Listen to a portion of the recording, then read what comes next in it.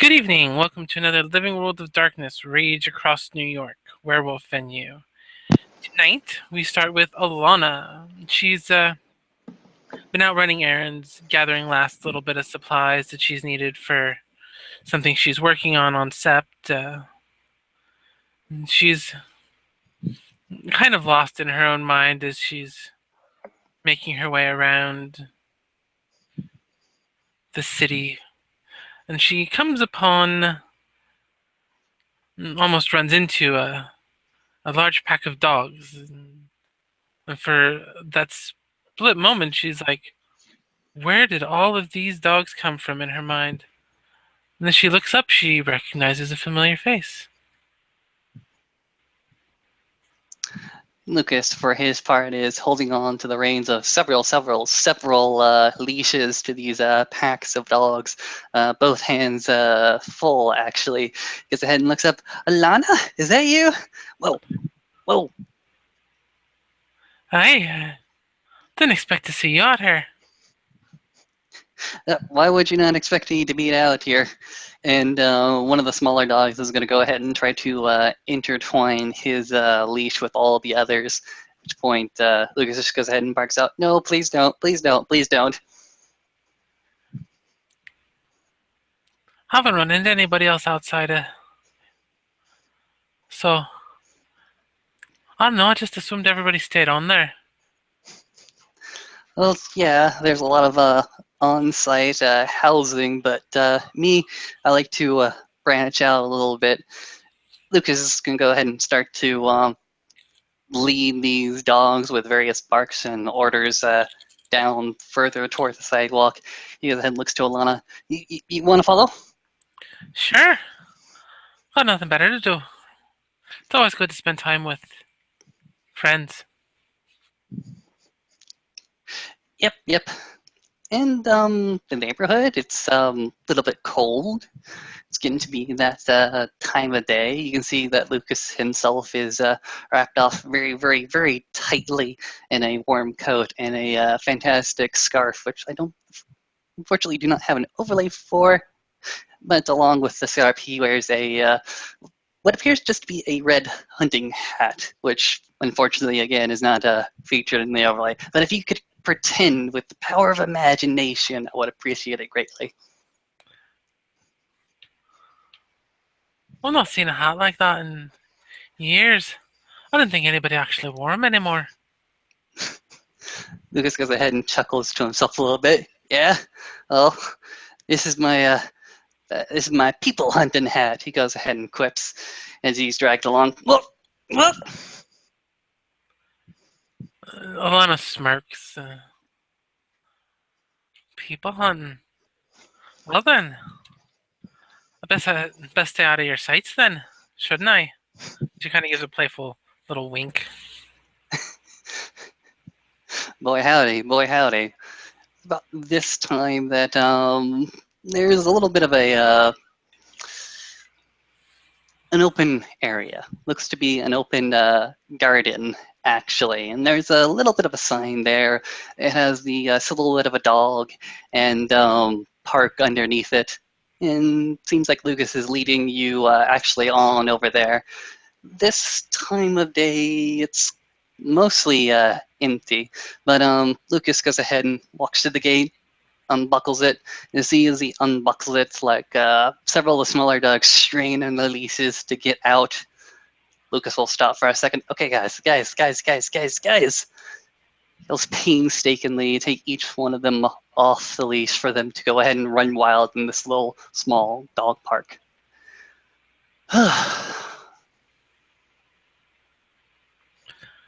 Well, see you keeping busy. Yeah, a little bit of this, a little bit of that. And you keeping busy as well? Hi, working on a project. What kind of project? One of a touching spiritual kind of nature. Ah, a spiritual project. Aye, was Ostomy a Katori. He goes ahead and nods at that, still ushering the dogs to go ahead and run wild, and they seem to build up a little bit of a cacophony to them. They seem to be barking, and you can almost guess that they are barking so loud that nobody would be able to overhear your conversation. She's still offset and out of veiled areas, so she's still going to be very cautious.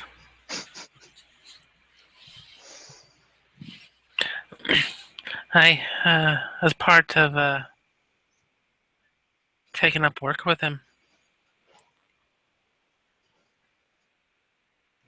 So you guys finally decided to go ahead and get yourself hired on, have you? Aye,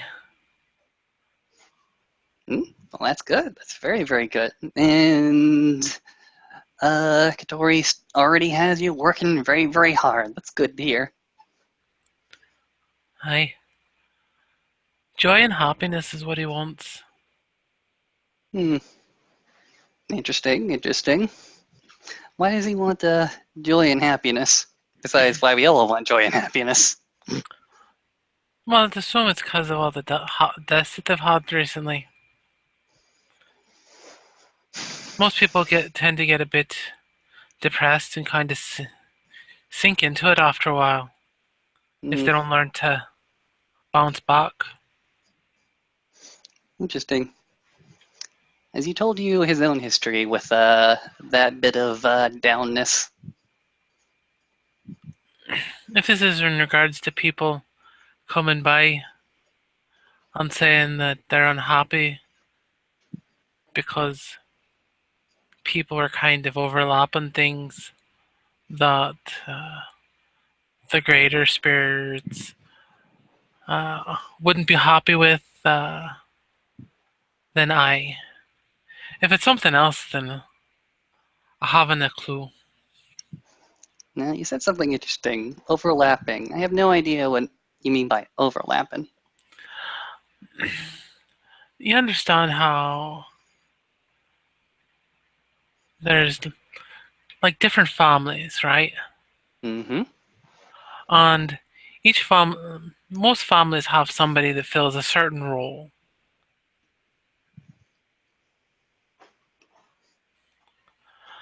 Say, for example, joy and happiness. You can have somebody from different families who can both do that. Some families having them in there more than one working together is all right because they get along. There are some families though that while their jobs and things might align, the families they come from don't. I understand. I understand. He's concerned with a clashing personalities of greater spirits that these lesser ones would serve. Aye, Mm, well, we've had a few problems here and there, but so long as you understand the families, you'll be okay.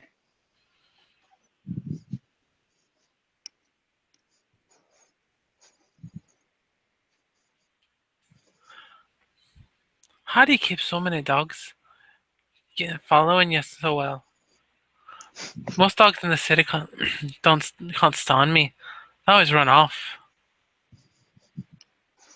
Lucas is definitely going to go ahead and nod, and as you go ahead and say it, it becomes much more apparent that they're staying a healthy bit of distance away from you. They're not fearful, they're not frightened, but they don't seem to like you. Whereas they're eagerly walking up to good old Lucas and trying to lick his hands. Oh. Uh, did you do these? He goes ahead and pets them. I've built up a relationship with these creatures, actually. He sort of scratches one of them behind the ear. These are dogs. Aye, Dogs are part of my family. Dog, a very, very long time ago, decided that the new people that were just beginning to walk around Well, he decided that he wanted to let his children protect them, guard them, service them. And Dog placed a great amount of just trust in, well, me and humanity to a greater extent, to not go ahead and abuse that trust. Me? Well, I come from a family that has this gift. It was given to me, the ability to make these creatures domesticated, just sort of not hate me. Let's see. Certainly comes in handy in a place like this, so. It's a very, very rare gift that is not fostered within the community.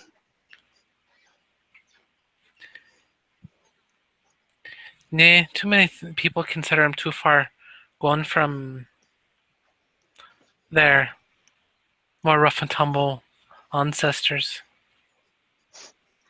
The difference between the wolves and the dogs. She nods. Continues scratching. Well, it's like I said, Dog places a great amount of trust in us, in humanity in general. And when that trust is abused, they can be just as vicious as any wild wolf. Has anybody told you about Kachina Raya, who wakes the mountains? Not that I've heard. Kachina Anawantu wakes the mountains. If you recognize the name, he actually was a candidate for mayor of this great city not too long ago. But to the community, he was a very, very good spirit talker. He got his name by raising the mountains themselves to go ahead and defeat his enemies. But as his legacy went ahead and grew, he became more daring, more reckless. He still had that legend to him of being an impressive spirit talker and would often go ahead and present that, like lead on with that he was this very, very serene spirit talker. But he, well, he overreached. He made a few deals with the greater powers that he just could not keep. He made a deal with Dog. Not a simple smaller spirit, not a greater spirit, not a pawn or a knight, but Dog himself. He spoke to Dog and made a deal that he could not possibly go ahead and actually fulfill. And in fact, broke it simply by making the deal. There's a long standing regulation within the SEP that should you talk to the greater powers, you ought to go through the right master, or at least let him know. But he did it. He dared. And when he dared, he broke. He made a deal with Dog. Dog trusted Wakes the Mountains. Dog trusted implicitly, because that is the kind of creature that he is. Very loyal, very happy. But when that trust broke, we all felt it. For a while there, for nearly a month, we had dogs barking at us, showing them their displeasure, and he himself made himself manifest. And he himself did demand retribution. And while he was spitting this fire from his muzzle, you can see just behind his eyes a deep amount of hurt. Because I said, he trusted, and that trust was betrayed. And that was a moment that really made it all very, very clear to me the kind of creature that dog was. So here you see me paying homage to his children whenever I possibly can, because I do not want to see that hurt ever again. That's definitely something to remember. Hmm. I forgot the original question, to be quite honest. I don't even remember now. Got lost in the story, did you? Aye, a bit. You have lots of stories, don't you? Hmm. He seems very particularly proud of it. One of these days, I gotta tell you the story of the three dragons that I met. Three of them. Are these the wingless ones? One of them had wings. One of them was a small baby, hatchling actually. One of them was a monster, completely skeletal with like bat-like wings that was particularly troublesome to pin down. And the last one we engaged in a riddle contest with, very welcoming, like host to his establishment. I see. That's quite a botch there. Let's see. Me, Katori Raya, and I forget exactly his name, but he was a Glasswalker Galliard of some repute far, far back. We all went on that little adventure.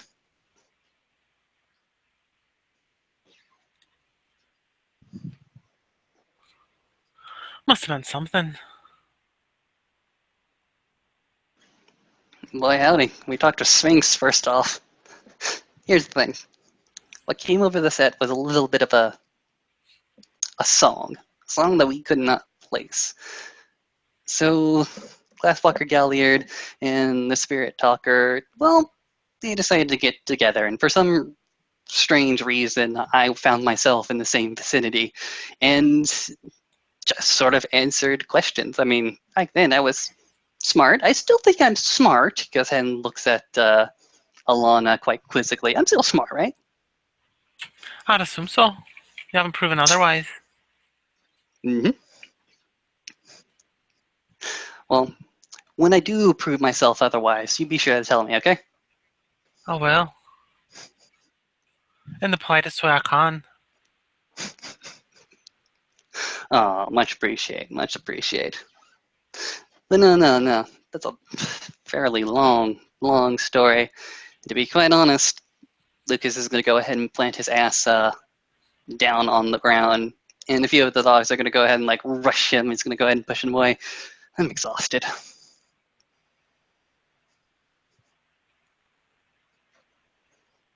And she'll take a seat facing him.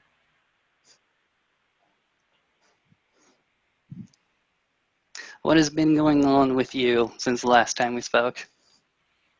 Let's see. Since the last time we spoke, I brought Katori his liver. Uh, I started working on making a shrine of joy and happiness. I've been praying at unicorn, meditating it over by unicorn, tending to all the shrines as Katori asks, and I've been talking to a woman occasionally. I'm not sure what to make of her though. Mysterious stranger? She's a bit of a mysterious stranger. I don't think she's human.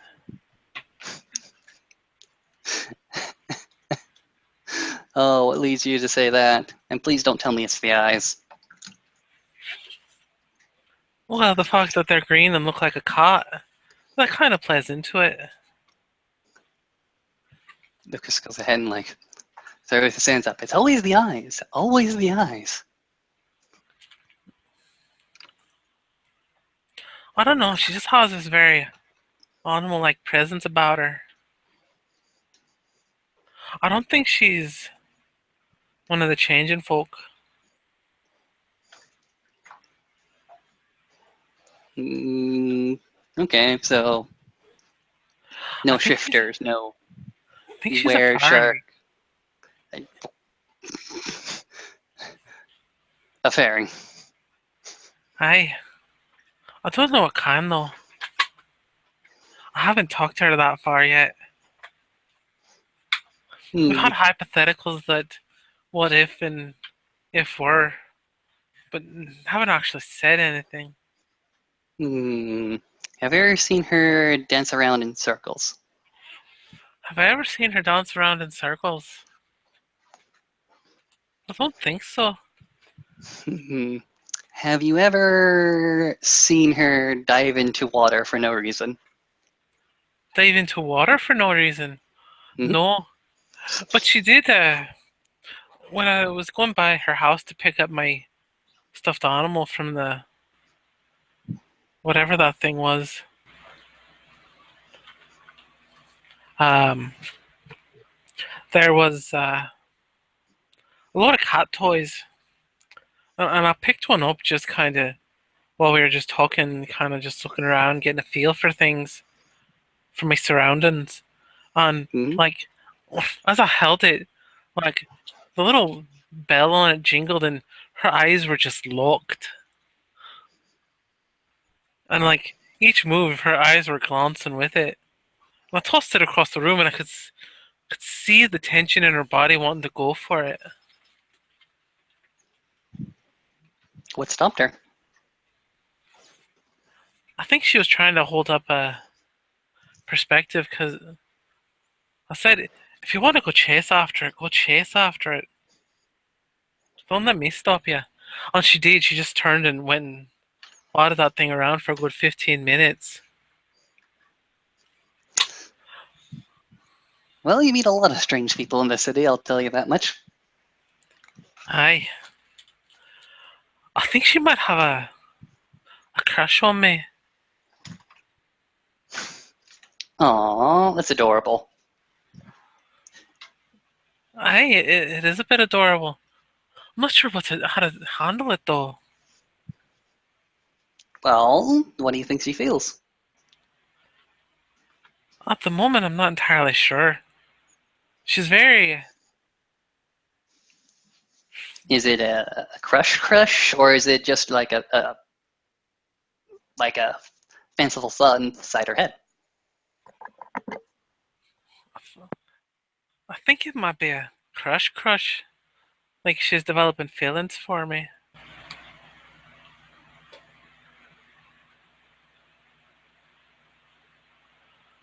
I've just never All actually had right. somebody like show interest in me that way. Back in Ireland, you know, on our sept, people didn't come around from flirting with me and whatnot. Well, 'cause I'm a medicine, well, mating's not an option. That's why I'm like, not sure what to do with her. Mm, well, what do you want? Do you feel the same way about her? I don't know. I'm all sorts of confused at the moment.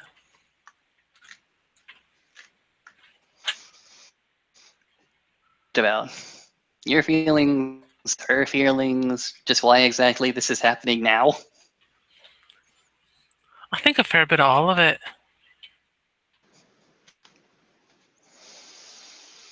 Well, the reason it's happening now is because you have been outside the community for a little bit and has attracted somebody to you. You'd be amazed about how many times that happens. Um, Feelings, you're just going to have to go ahead and balance. I mean, when you think about this woman, what does it make you feel? How do I feel when I think about her? I tend to get a bit of a smile on my face. Feel somewhat happy. She's a cheerful lass, and she's very nice to me. Very friendly. Okay, okay. Do you think if you continued to see this one, that you would make mistakes? Because you're part of the community. And yeah, there are a lot of people out there, some fantastic, some wonderful, but they are not a part of the community. Would you be willing to understand like that kind of double standard? I I understand it. I don't know.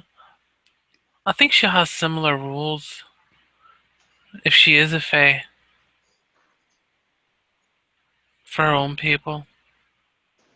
Mm, that would definitely complicate like anything you did. Well, at least like keeping secrets and whatnot.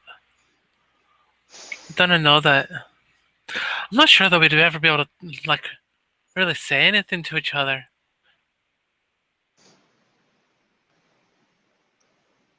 That might be a boundary. That might be a barrier, and keeping secrets from each other. That's always going to be a little bit of toxin, not only to yourself but to your partner. Mm, the idea, the want, the need to share, that's just going to be a consideration all the time. And hell, I don't even know how you feel about this woman. Not entirely sure I know yet.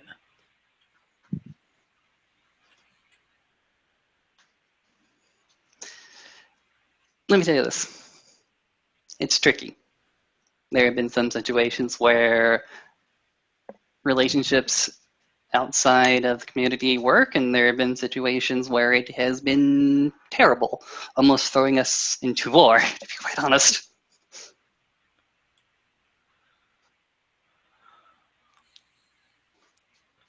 Alright, keep that in mind. But, hell, I'm a child. Excuse me. Let me say that again. Lucas goes ahead and says, shit, I'm a child. Free love, man. Keep it. Fight for it. Enjoy it. Oh, trust me, if love comes around, I'll definitely be enjoying it. I am a Fiona after all. This is true. This is true. Just never expected anybody to actually. I think she's been coming on to me. What? Coming on to you. You say coming on to, and Lucas is going to go ahead and get onto his knees and start to approach you. What do you mean, like, do? It's been a while since I flirted. Excuse me. But if this is awkward flirting, know that it is fake awkward flirting. That's why it's doubly disingenuous. Does he goes ahead and say, "My ma'am, let me open the door for you," or does she go ahead and just simply look at you with a little bit more in her eyes, not mischievousness, but more like drinking you in? She definitely does the drinking me in bit. She also orders me a drink before I ever get there. And orders me refills.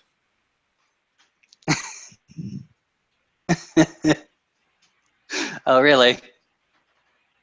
I. Not bad.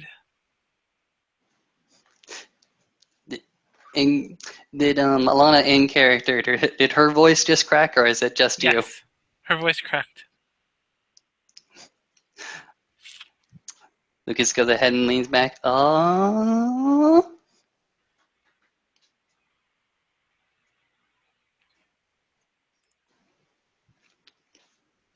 What? What is it? Ooh, nothing. He has a very, very mischievous grin on his face. And when you go ahead and see him with that grin, he goes ahead and throws up his scarf. You're not going to tell me, are you? Goes ahead and like brings the scarf down. Depends. On what? What you can give me. Depends. What do you want?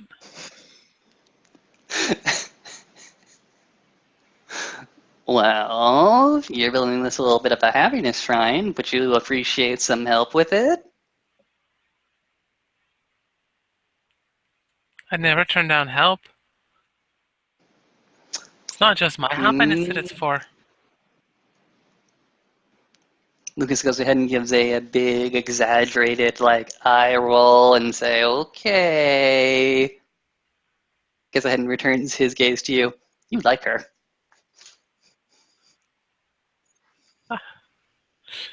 She stares at you like a slight look of shock. What makes you say that? Oh, I don't know. Maybe it's the way when you think about her, you feel like happy with like butterflies in your stomach. Maybe it's just that little bit of crack in your voice when you mention her favors towards you. I don't know. She kind of leans back on her hands.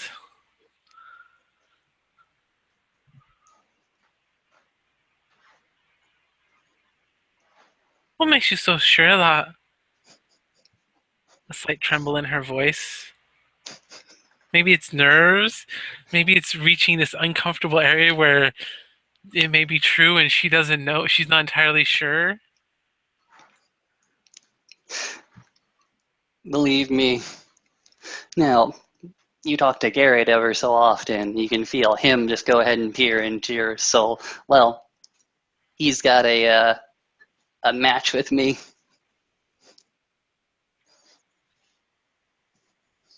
A match with you. Yeah, people tell me that I'm an insightful little prick, but you live around the people for a long time, not being um, true born, and you learn to pick up a few things.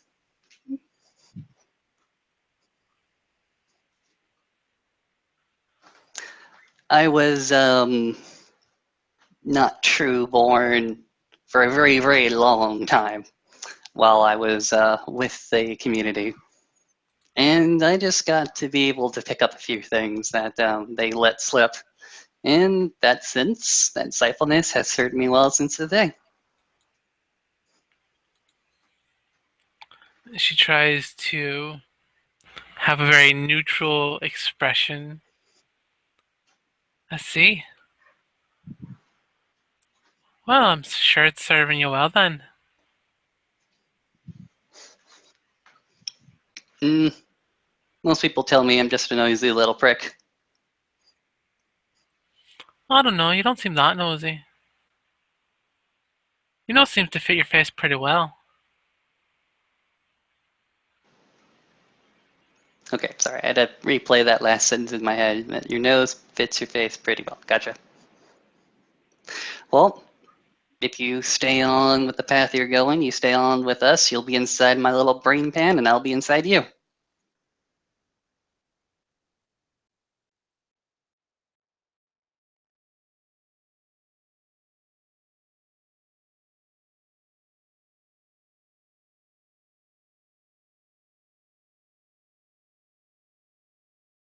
Did we disconnect?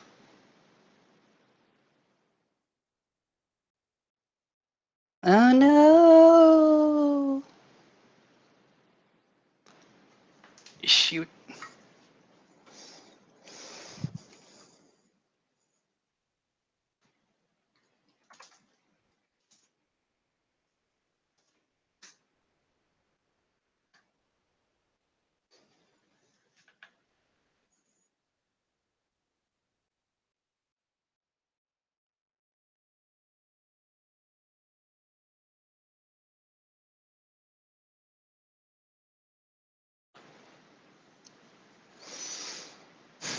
Yep.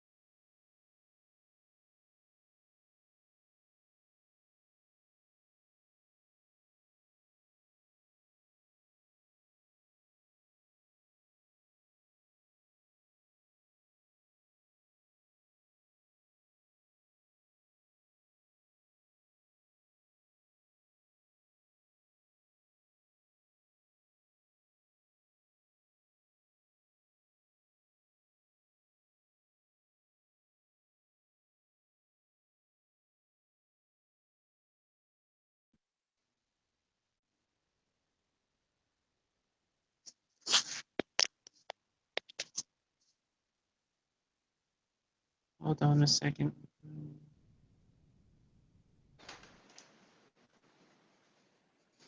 Hello, hello. Can you hear me? Yes, I can. Yay! Do you wish to continue? We can if you want. All right, we are still live then.